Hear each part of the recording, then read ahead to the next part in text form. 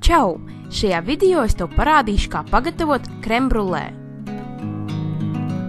Visas nepieciešamās sastāvdaļas būs atrodams manā blogā. Links ir video aprakstā.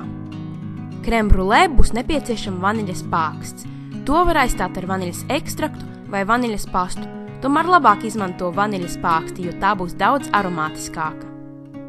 Un tagad ir jāsagatavo vaniļas pāksts. To gareniski pārgriez uz pusēm un atver. Tad ar nazi izkasi ārā sēkliņas.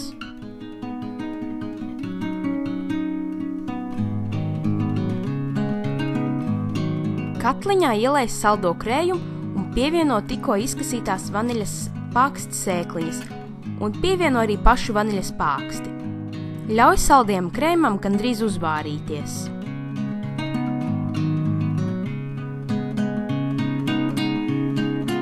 Bļodā sakul olu dzeltenumus ar cukuru.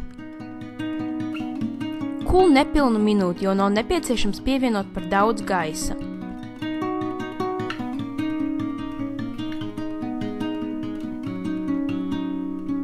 Olu dzeltenumi ir sakulti, kad tie ir kļuvuši nedaudz gaišāki.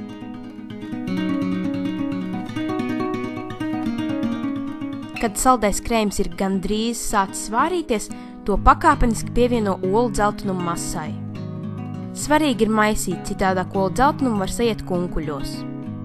Šis process ir saukts arī par temperēšanu, jo mēs pakāpeniski uzsildam olu dzeltenumus, neļaujot tiem sajiet kunkuļos. Kad viss saldais krējums ir pievienots, izliek crème brûlée masu caur sietiņu.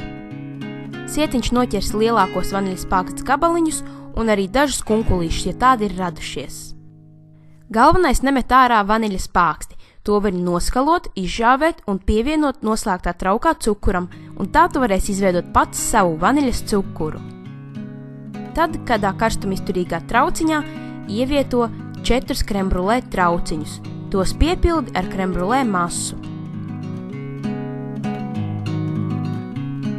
Vaniļas pāksta sēkliņas bieži vien mēdz nosēsties trauka dibenā.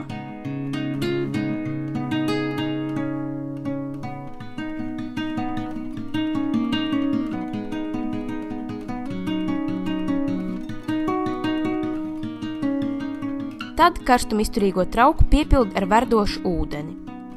Ūdeni liek tik daudz, lai tas nosakt aptuveni pusi no crème brûlée trauciņiem. Dari to uzmanīgi, lai ūdens neiekļūtu nevienā no crème brûlée trauciņiem. Trauku liec iepriekš sakarsētā krāsnī 150 grādos uz aptuveni 35 minūtēm. Crème brûlée ir gatavs, kad viegli pakustinot tā trauku, vidū redzi vēl neliela kustība, bet pamatā tas jau ir sabiezējis. Tad izņem trauku no krāsnes un nekavējoties izcel crème brûlée trauciņus no verdošā ūdens. Ļauj crème brûlée atdzist līdz istabas temperatūrai un tad liec leduskapī uz vismaz 2 stundām. Īsi pirms pasniegšanas crème brûlée pārkaisē brūno cukuru un ar virtuves degli karamelizē cukuru. Parastais cukurs karamelizēsies daudz labāk, tomēr man labāk patīk brūnā cukuru garša. Ja tev nav virtuves degļa, to var darīt arī cepeškrāsnī.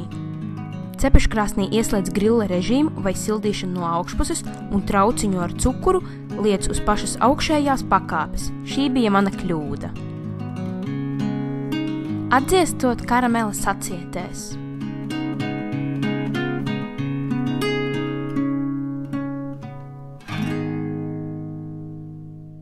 Desertu var pasniegt arī ar svaigām ogām. Paldies par skatīšanos! Ja patika mans video, spied like un seko manam kanālam. Neaizmirsti apmeklēt manu blogu, lai atrastu visas nepieciešamās sastāvdaļas šai un arī citām receptēm.